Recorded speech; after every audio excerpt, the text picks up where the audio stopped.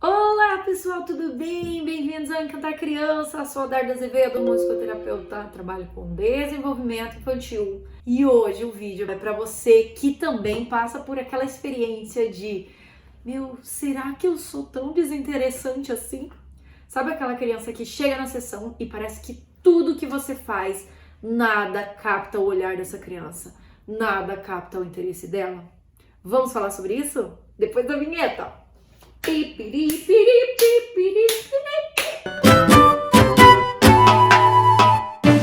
E aí, será que somos desinteressantes mesmo? Ou será que tá faltando alguma coisa?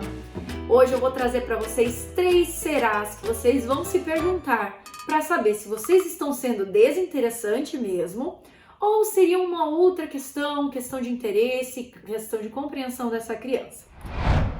Primeira pergunta que vocês têm que se fazer é: será que eu conheço realmente essa criança? Será que eu conheço suficientemente ela?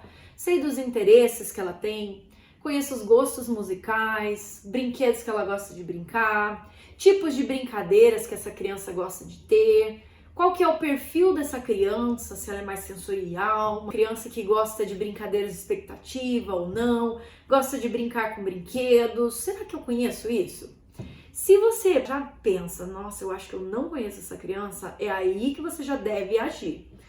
Pode fazer uma anamnese com os pais, indico sempre, antes de começar o tratamento, fazer uma anamnese com os pais para recolher essas informações, tá? Então, descobrir o que essa criança gosta, como que ela se relaciona com a família, como que ela se comunica com a família, quais são os interesses dessa criança. Se você já notar que ali você não sabe, começa através disso descobrindo qual que é o perfil dessa criança, quais os interesses dela, e aí você começa a agir de novo. A segunda pergunta que você pode se fazer para saber se você é desinteressante é: será que as minhas atividades estão sendo claras para essa criança? Principalmente criança autista, não verbal, criança que tem dificuldade de comunicação. Você tem que saber se você está conseguindo expor a sua atividade, a sua proposta de uma maneira fácil, clara, objetiva.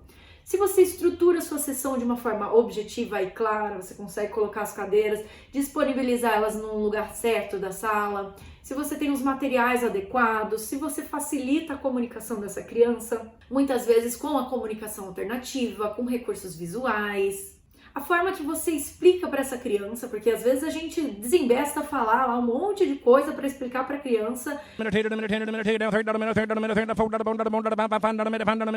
E às vezes só o modelo que você dá e a ajuda que você dá no início da atividade já facilita a compreensão dessa criança.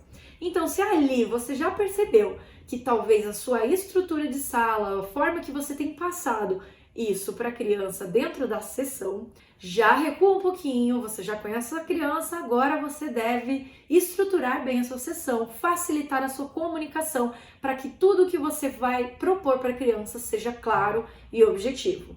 Então, já pensa sobre isso. Será que as minhas atividades estão sendo claras para essa criança? E terceira perguntinha que vocês podem se fazer é: será que eu sou flexível o suficiente nas respostas dessa criança? Porque sabe o que acontece? Eu vejo que muitos terapeutas às vezes começam a se enrijecer no pensamento. Tem que fazer isso, isso e isso. Tem que seguir isso, isso e isso. Se a criança não fizer isso, ela não conseguiu. Porém, nós terapeutas podemos ser flexíveis no tipo de resposta que essa criança dá. Quando você se sente desinteressante para essa criança, é porque tá faltando o quê? Vínculo.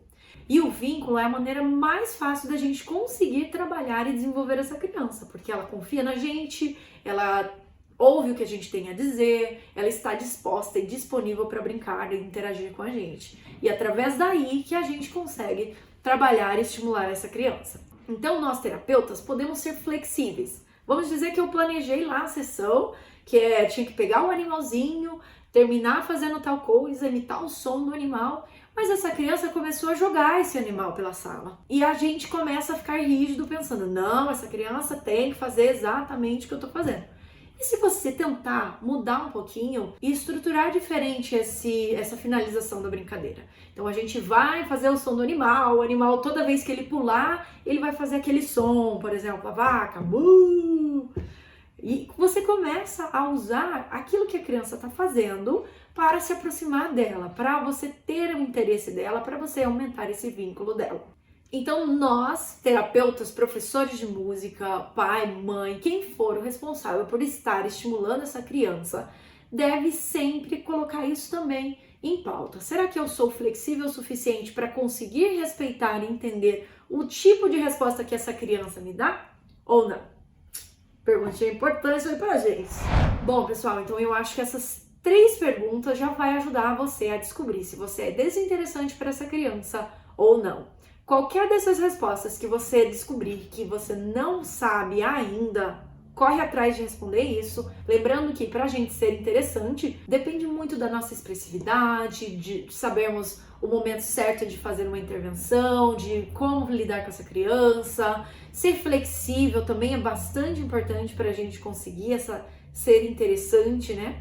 Então eu acho que o principal de tudo isso é a comunicação. E muitas vezes as crianças comunicam com a gente pelos seus comportamentos. E às vezes a gente se sente desinteressante. Por quê? Porque talvez a gente não está sendo tão assertivo assim nas formas da gente propor alguma coisa para essa criança. Beleza, pessoal? Se eu ajudei vocês, já escreve aqui. Ajudar!